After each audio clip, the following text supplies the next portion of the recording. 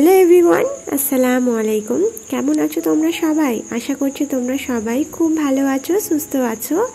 আলহামদুলিল্লাহ, আমরাও বেশ ভালো আছি।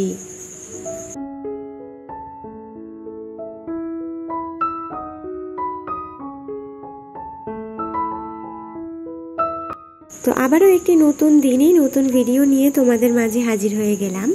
আশা করছি আজকের আমার এই ভিডিওটা তোমাদের কাছে একটু হলেও ভালো লাগতে পারে, তাই ভিডিওটা না টেনে শেষ পর্যন্ত দেখার অনুরোধ রইল।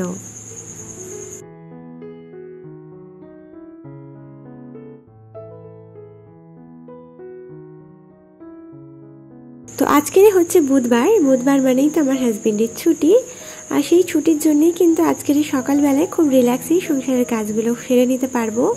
তো বেসিক্যালি প্রত্যেক দিন যেটা হয়, উঠে ব্রেকফাস্ট রেডি করি, তবে আজকের আগে কাজকর্ম সারবো, তারপর ব্রেকফাস্ট। তো এখানে কিন্তু সব থেকে প্রথমে উঠে জামা কাপড়গুলো মেয়ে যা যা কাঁথা বেরোই সেগুলো ধোয়ার সাথে সাথে আগের দিনকে না অনেকটা জামা কাপড় ছিল, তো সেগুলোকেও রোদ্দুরে দিয়ে দিলাম। যদিও খুব একটা রোদ্দুর বলবো না, তবু আর কি হাওয়ার মধ্যে তো শুকিয়ে যাবে, হালকা রোদ্দুরের তাপ তো রয়েছে। তো সে কারণে আজকের জামা কাপড় আর কালকের জামা কাপড়গুলো ছাদের মধ্যে দিয়ে চলে এলাম থালা বাসনগুলো ধুতে। রাত্রেবেলা তো এখন আর থালা বাসন কদিন ধুতে পারছি না, শরীর খারাপ, যেটা আমার গলার আওয়াজ শুনে তোমরা বুঝতেই পারছো।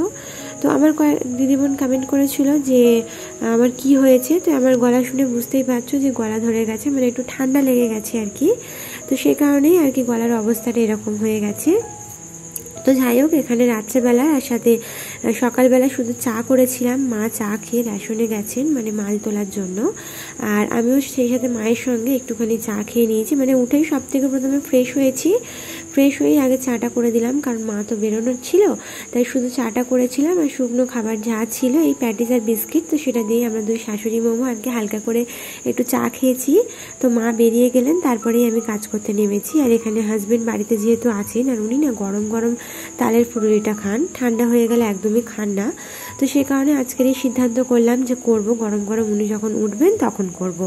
তো সে কারণে সুজিটা ভিজিয়ে দিলাম। তো আমি 1 কাপ পরিমাণে সুজি ভিজিয়ে দিয়ে তারপর চলে এলাম ঘরটা ঝাড়ু দিয়ে পোছাপুছিটা কমপ্লিট করে নেব। তো ঘরের ঝাড়ু দেওয়া পোছাপুছিটা কমপ্লিট করে নিলে না অনেকটা কাজই এগিয়ে যায়।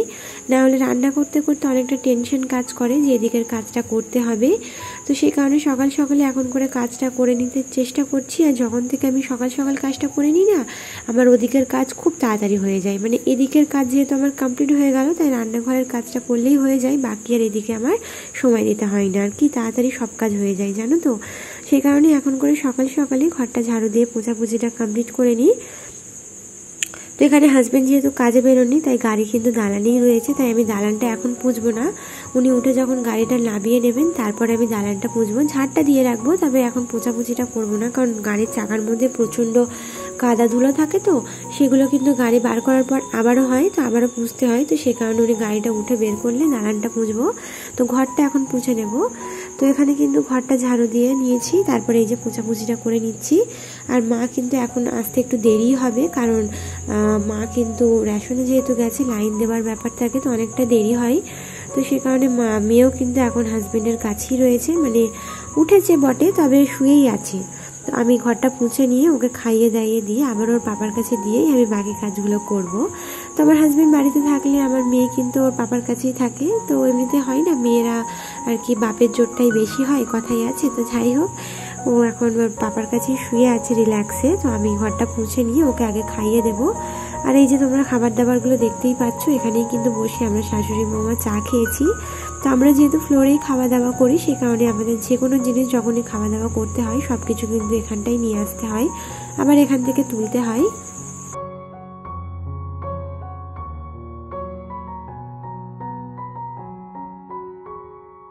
তো রান্নাঘর পোছার ক্ষেত্রে আমাকে অনেকটা বেশি পরিশ্রম করতে হয়। সকালবেলা তো একবার পুছেই নিই, তারপর রান্না শেষেও আবার আমাকে পুছতে হয়। আসলে রান্নাঘরের যে ফ্লোরটা সেটা তো সাদা রঙের, সকালবেলা পুছে নিই, তারপরে রান্নার শেষে দেখা যায় কি অনেক কিছু বেসিনে থালাবাটি ধুলে হয়তো পানি ছিটিয়ে পড়ে, বা একটু পা পড়লেই না কেমন একটা কাদা কাদা ভাব হয়ে যায় বা দাগ পড়ে যায়। তো সাদার ওপরে দাগটা যেহেতু বেশি বোঝা যায়, তাই সারাদিনে 2-3 বার আমার রান্নাঘরটা তো পোছা হয়েই যায়।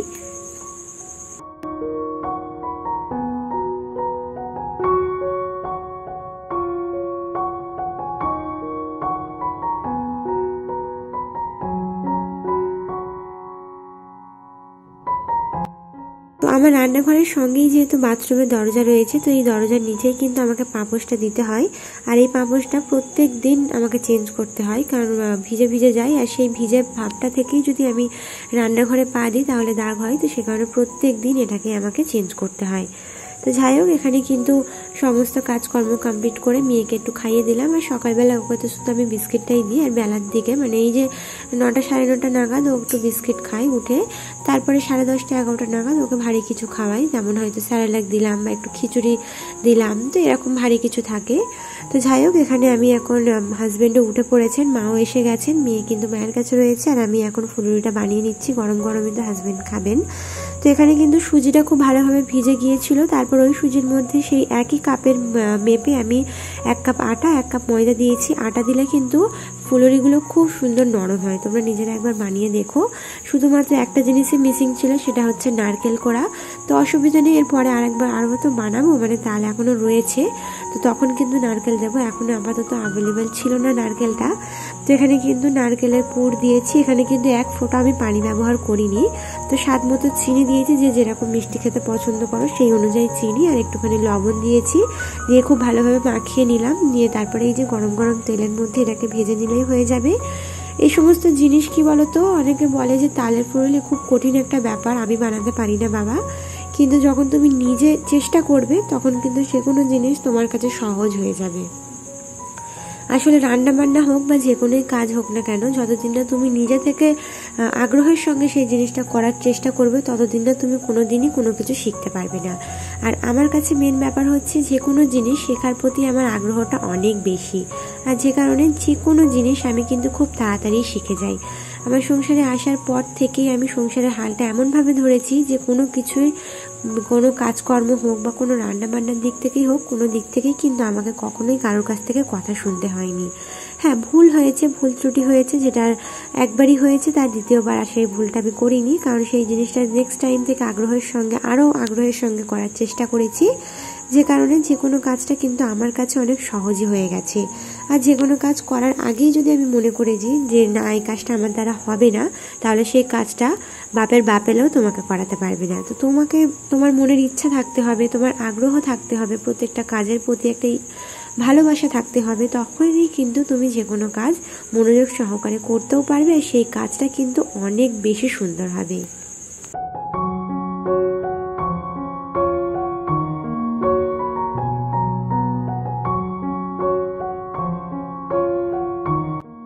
তো এই সংসারের প্রতি এমনই আমার মায়াটা, এই কারণেই বসেছি। আমি আসার পর থেকেই সংসারের প্রত্যেকটা কাজ, রান্না বান্না এত ভালোবেসে এত যত্ন করে করতে শিখে গেছি। আর আমার হাজবেন্ড, আমার শাশুড়ি মা যেহেতু আমার হাতে সমস্ত কিছু ছেড়ে দিয়েছিলেন, তাই হয়তো সব কিছু খুব তাড়াতাড়ি শিখে যেতে পেরেছি। উনি যদি আমার হাতে সংসারটা ছেড়ে না দিতেন, তাহলে কিন্তু কখনোই আমি কোনো কিছু শিখতে পারতাম না।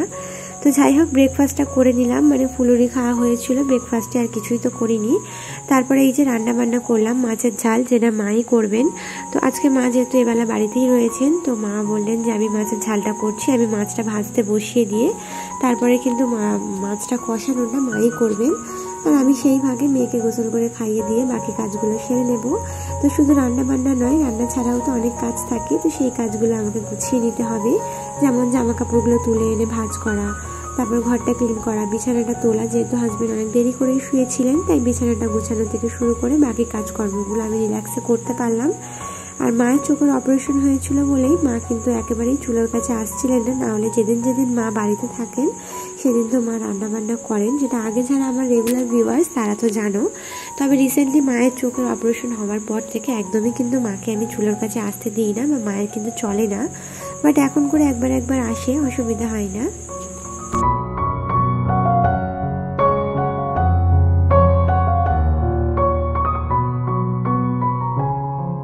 তো এখনো পর্যন্ত যেই দিদি বোনেরা আমার চ্যানেলের মধ্যে রয়েছো, আমাকে দেখছো, আমার ভিডিও দেখতে যদি তোমাদের ভালো লেগে থাকে, বা এরকম ধরনের ভিডিও তোমরা যদি আরও দেখতে চাও, তাহলে অবশ্যই আমার চ্যানেলটিকে সাবস্ক্রাইব করে বেল আইকনটা প্রেস করে দেবে। এতে করে যেটা হবে, আমার ভিডিও ছাড়া মাত্রই তোমাদের কাছে নোটিফিকেশনটা পৌঁছে যাবে। আর যারা অলরেডি কাজটা করে দিয়েছো তাদেরকে অসংখ্য ধন্যবাদ।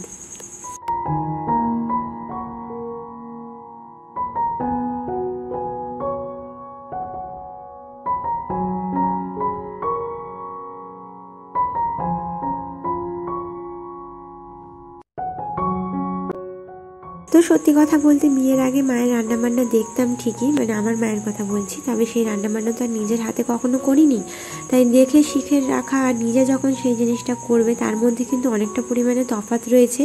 আমরা হয়তো রান্না দেখে মনে করি যে এই রান্নাটা অনেক সহজ, অনেক সহজেই করতে পারবো, কিন্তু যখন তুমি সেই রান্নাটা করতে যাবে তখনই তোমার আসল ব্যাপারটা তোমার মাথার মধ্যে আসবে যে রান্নাটা কিন্তু খুব একটা সহজও নয়, আবার করতে পারলে খুব একটা কঠিনও নয়।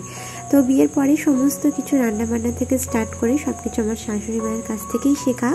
তো এমনও কিছু রান্না ছিল যেগুলো আমি কখনো জীবনে খাইনি, তো মায়ের কাছ থেকে দেখা তো দূরের ব্যাপার, যেমন এই কচুর লতি রান্না থেকে স্টার্ট করে তারপরে অনেক এমন কিছু রান্না ছিল, তারপর ছোলা কচু, যেগুলো আমি তোমাদের সাথে অনেকবার শেয়ার করেছি, যে রান্নাগুলো আমি কখনো খাইনি সেগুলো এখানে এসে রান্না করেছি। আর আমার শাশুড়ি মা বলতেন যে সত্যি খুব মজাই হয়েছে।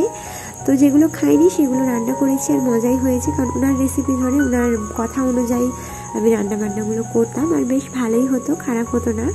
তো যাই হোক, এইভাবেই কিন্তু রান্নাবান্না সব কিছু আমার শাশুড়ি মায়ের কাছ থেকেই শেখা। তো এখানে কিন্তু মা মাছটা কষিয়ে নিলেন, আর কটা আলু ছিল কাটা ফ্রিজের মধ্যে, তো বললাম দিয়ে দাও, তরকারিতে অসুবিধা নেই, মেয়ে যদি খাবে। তো এখানে মাছের ঝালের পাশাপাশি 2-4 টুকরো আলু ছিল, দিয়ে দেওয়া হলো। তো এখানে মা রান্নাবান্নাটা ফিনিশ করার পর আমি কিন্তু রান্নাঘরটাকে ক্লিন করে নেবো, ওদিকের সমস্ত কাজ আমার অলরেডি হয়ে গেছে।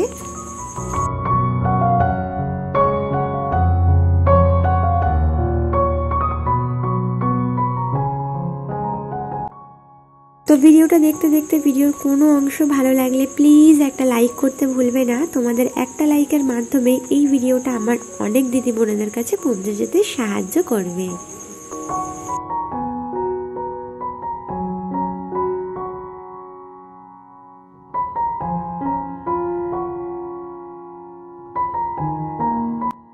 তো এই যে এদিকে মায়ের রান্নাবান্না কমপ্লিট হলো, আর তারপর আমি আমার বাকি কাজটা সেরে নিচ্ছি। শুধু গ্যাস ওভেনটা ক্লিন করে বা রান্নাঘরটাকে ক্লিন করে নিলেই হয়ে যাবে, বাকি কাজ আমার সব কিছু কমপ্লিট হয়ে গেছে। তো নিয়ে তারপরে খাওয়া দাওয়া করতে বসে পড়বো। মেয়েকে অলরেডি খাইয়েও দিয়েছি, মেয়ে এখন খেলা করছে বিন্দাস ওর পাপার সঙ্গে, যেহেতু বাড়িতে রয়েছে উনি। তো উনি থাকলে কিন্তু মেয়েকে নিয়ে আমার কোনো টেনশনই থাকে না। হাজবেন্ড আর উনি মানে মা যদি বাড়িতে থাকেন তো সেক্ষেত্রে মেয়েকে নিয়ে আমার কোনো টেনশনই থাকে না, সমস্ত কাজ কিন্তু খুব রিল্যাক্সেই করতে পারি। তো এটা স্বাভাবিক একটা ব্যাপার, বাচ্চাকে সামলানোর যদি কেউ থাকে তাহলে তোমার সমস্ত কাজই খুব সহজই হয়ে যায়।